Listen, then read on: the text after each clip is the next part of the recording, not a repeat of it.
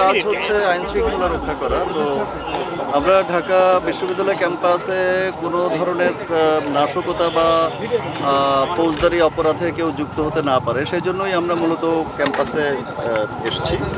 এবং আপনারা দেখেছেন যে আমাদের উপস্থিতিতে এ পর্যন্ত কোনো ধরনের কোনো আইন বিরোধী বা ফৌজদারি অপরাধ সংঘটিত ঘটেনি।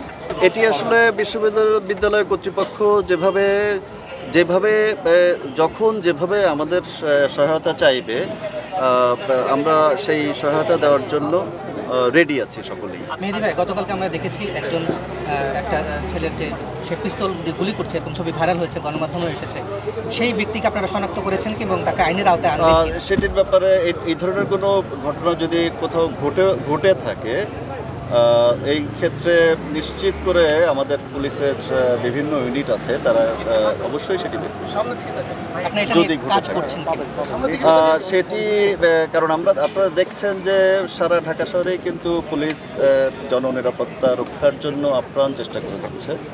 তো আমরা সব ধরনের নিরাপত্তা বিধানের জন্য আমরা কাজ করে যাচ্ছি। আজকের দিনের পরিস্থিতি কোথাও কি ঘটেছে আপনারা দেখেছেন ইতিমধ্যে যে আমরা কাজ করছি কিন্তু বিশ্ববিদ্যালয় ক্যাম্পাসে।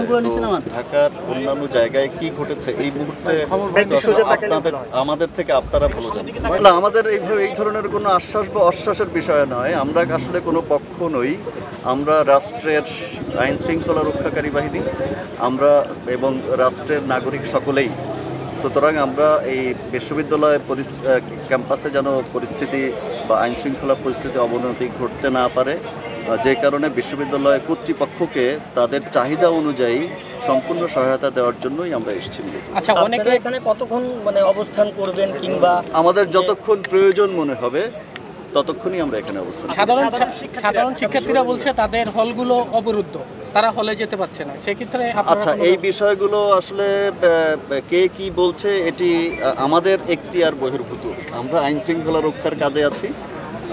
আমার মনে হয় আপনারা বিশ্ববিদ্যালয় কর্তৃপক্ষের সঙ্গে কথা বললে আপনারা পুরো বিষয়টি বুঝতে পারবেন। ভাই, আজকে ঢাকা বিশ্ববিদ্যালয়ের সাধারণ শিক্ষার্থীদের যেহেতু বিক্ষোভ ছিল পূর্ব নির্ধারিত, তো এখানে সাধারণ শিক্ষার্থীরা কোনো ধরনের অপ্রীতিকর কোনো ঘটনা ঘটাইছে?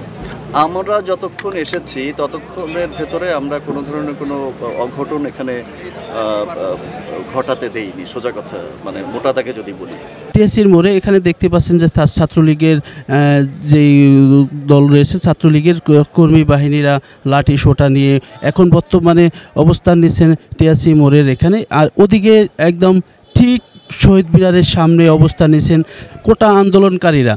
আসলে খুবই এই রোডটাতে থমথম বিরাজ করছে দর্শক। এই পুলিশও আসলে ওই সাইডে অবস্থানে আছে। আসলে কি হতে পারে, আসলে আমরা গণমাধ্যম কর্মী যারাই আছেন খুবই আতঙ্কে আছি। আসলে দুই পক্ষেরই হামলাটা প্রথমেই আসে হলো গণমাধ্যম কর্মীদের উপরে দর্শক।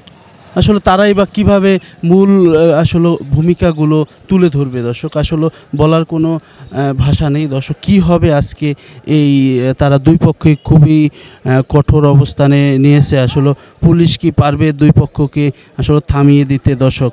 গতকালকেও দেখছেন যে তারা টানা 3 থেকে 3.5 ঘন্টা গোলাগুলি করেছে দর্শক।